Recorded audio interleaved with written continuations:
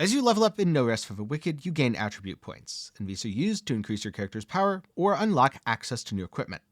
Now currently, there's no way to respec attributes. This is something that developers have talked about adding in the future, but they've said it's going to be rare and or expensive, so careful choice is always going to be a thing.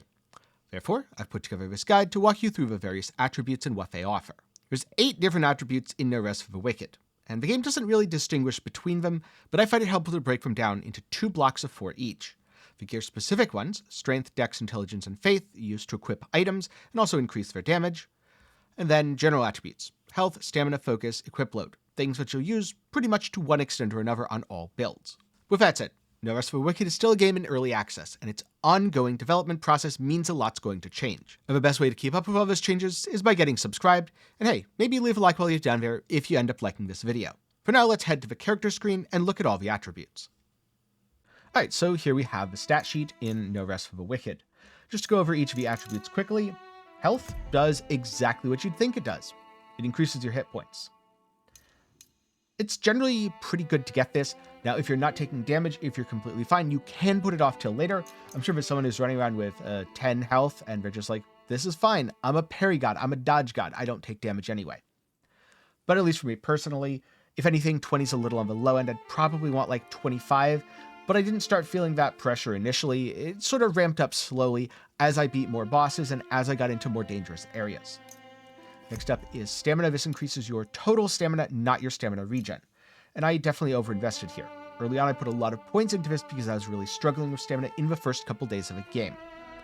But they've since patched the game. Stamina isn't nearly as punishing now, and I don't think 21 is necessary. I think maybe 12 to 14 would be fine, but I wouldn't go over that.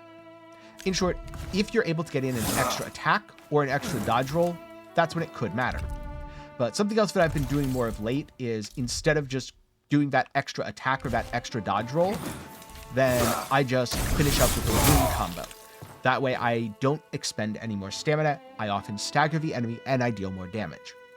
Just seems to be the more efficient way to play, but I didn't discover that until I'd played the game for a significant amount of time. Then there's Strength, Dex, Int, and Faith. Those are used to equip weapons and gear. A little more on that in just a second. Then you have Focus. That's your special bar, basically. The more of it you have, the more you can store. Some runes do require 150 focus, so you'll need at least 3 points here, or 13. There's also a little bit of diminishing return. So you get 20 for the first 2, and then after that it's 15, and it keeps going down from there. So I wouldn't necessarily put a ton into this. I think between 150 and 200 is the sweet spot, but this character isn't super optimal because I was doing a lot of experimentation, and, well, I didn't know as much about the game when I made the character and when I started investing points as I do now. Last up, Equip Load. This is really, really, really good. This is what allows you to do those nice rolls instead of the big heavy rolls. Let me just put something on here that ruins my weight. What's going to ruin my weight? I have to get some plate out, I bet.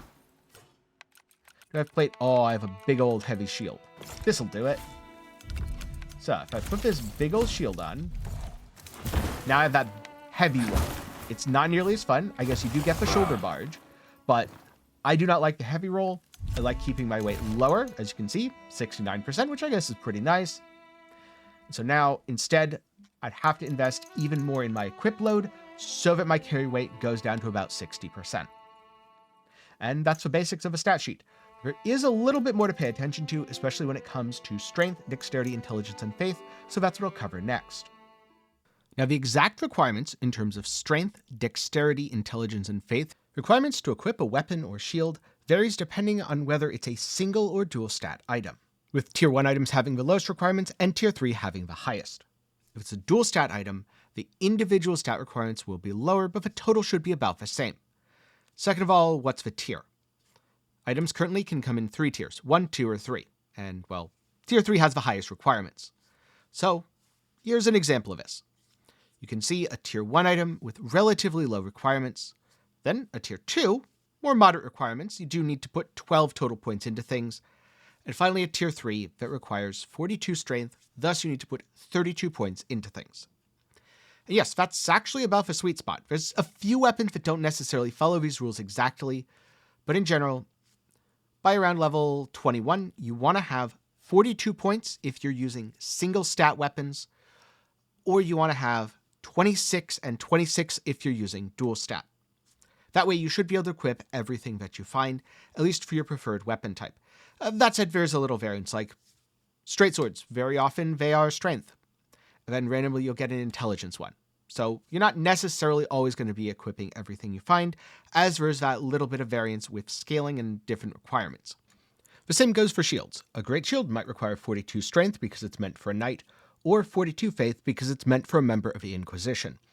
But in general, if you have 42 strength, you should be able to equip all strength-based shields that you come across, along with all the weapons. Further investment into your main stat isn't strictly necessary, but it does increase the damage from your weapon, so as long as you're comfortable with your defenses, I would say it's a good idea. Personally, I think I'm going to adopt a 2-to-1 ratio kind of deal, so 2 points into my main stat, then 1 into another.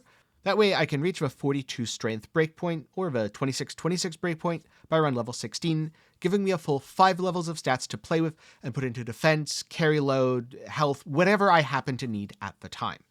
This brings me to the tricky part. Health, stamina, focus, and equip load. How much do you want? Because the answer is, it depends.